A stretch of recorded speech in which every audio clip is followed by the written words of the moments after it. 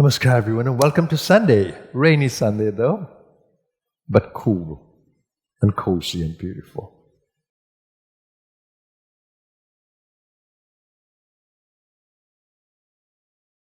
This morning as I was preparing to come down, I had little idea of what I want to say to you today, but it changed a little bit. It was tweaked. And usually that happens in the shower. Can you believe it? As I'm showering and thinking of walking down to the temple, these thoughts start coming to my mind. It's like a download. And I'm thinking how much we have given our power away to the world around us, that it shapes our lives. What people think, how the genes are, how the planets are, how they influence us, the environment, the food, the people, everything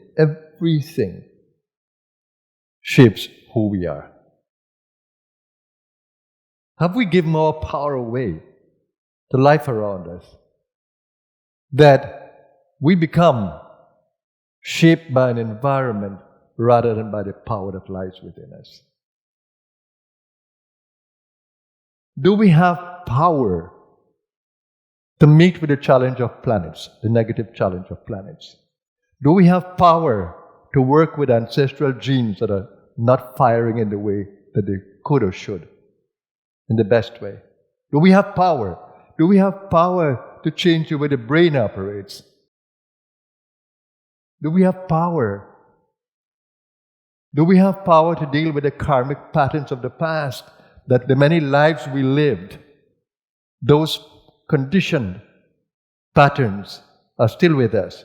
Do we have power to change them? Or are we ruled by all these forces around us? Are we in charge of our destiny? Are we masters of our destiny? Or do we have to bow to the fate that the environment creates for us? Do we have power? Do we have power to change our condition of health? Do we have power to meet with aging? Do we have power to meet with disease? Do we have power? Or are we powerless? Are we powerless to the aging process? And when the body starts to deteriorate, are we powerless? Are we powerless to broken relationships? Are we powerless?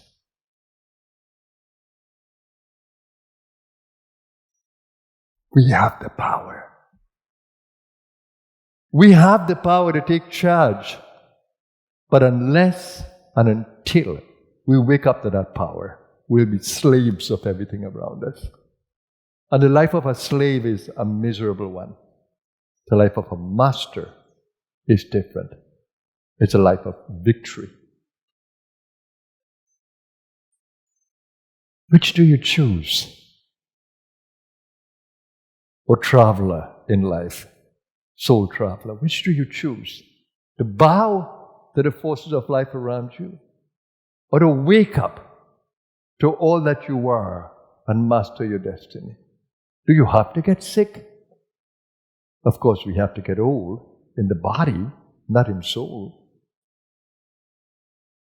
But do we need to live in sickness and consciousness and the consciousness of being old? Or do we have a consciousness inside that can be ever youthful, ever joyous, ever positive, meeting with life and changing everything around us? What I've learned from all my years in this human existence and all the knowledge I've gathered on the way and the experiences, I've learned that I have the power.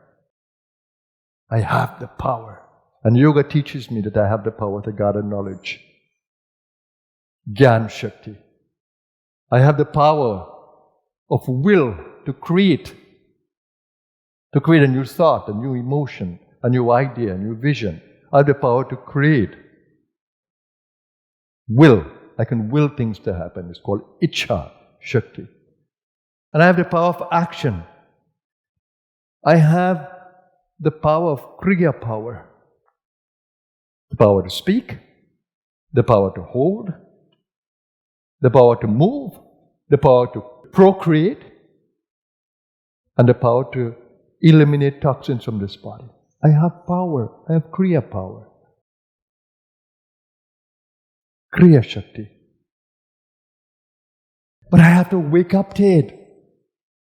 And most of us are sleeping. We call that tamasic state. When you are sleeping, when you are ignorant, when you don't even know who you are. Often I've given the story of the little lion, thinking it's a sheep because it grew up among sheep. And then the big lion had to come and wake it up and say, "You are no sheep. Why are you bleating? You have the power to roar." And the big lion taught the little one, who was so confused, how to roar. And the moment it roared, rah, it was no longer a sheep. It was a lion living in sheep consciousness. We all are divine souls, living in human consciousness. And we're given to the human body. It's being territorial, to be caught up in lust and greed. Do you see how animals are? The greed, being territorial, the lust, the power. We have soul power. We have the power to love, to be kind, to hold hands with one another, to create a better world, to take care of the life around us, all these trees. We're destroying the planet,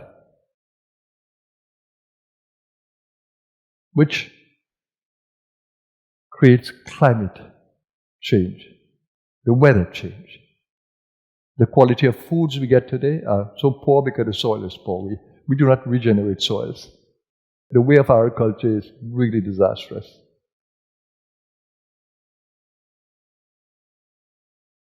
The way of education is poor. We teach people, like colonial style, just to work.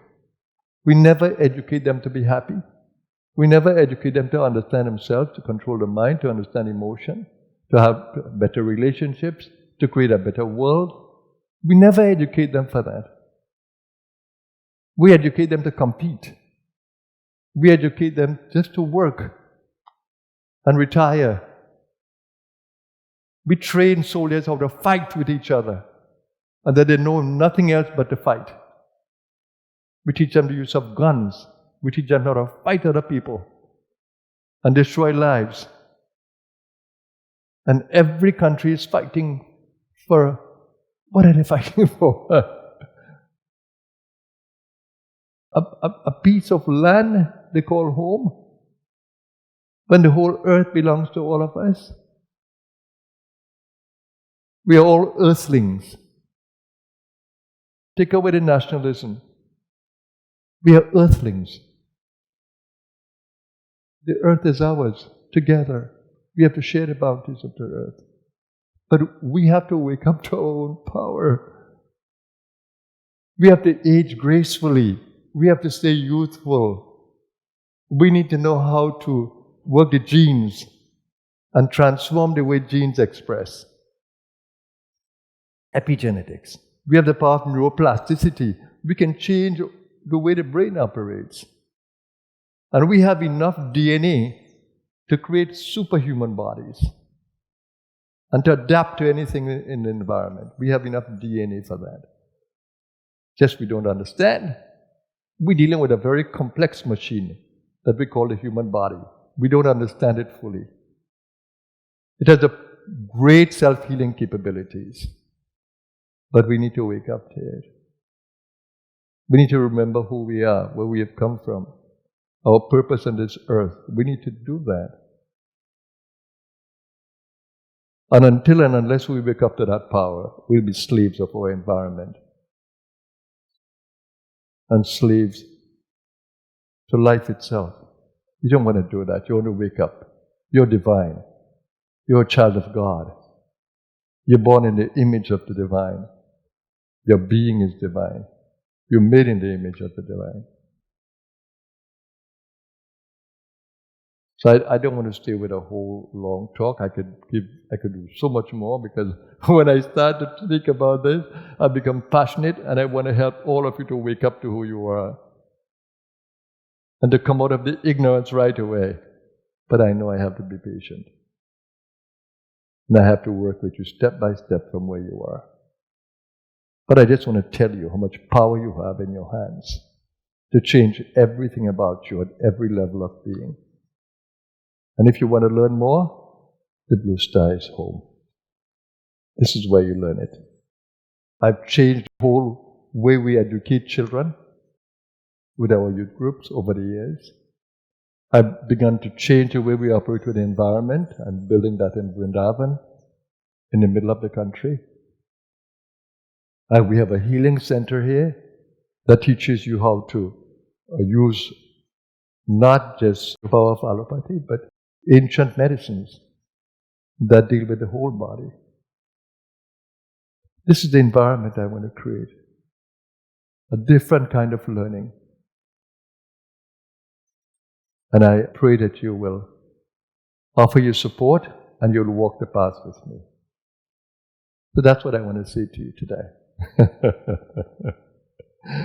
I just came out of a 40-day retreat saying a whole lot about this, and I want to thank all those of you who were involved with me in that retreat, because I could see all the transformations that happened, that took place. And I pray that we'll continue that. The sadhana continues, the journey continues, life continues. So let's walk together this path with the Blue Star. Thank you very much, everybody. Have a blessed day. Namaskar.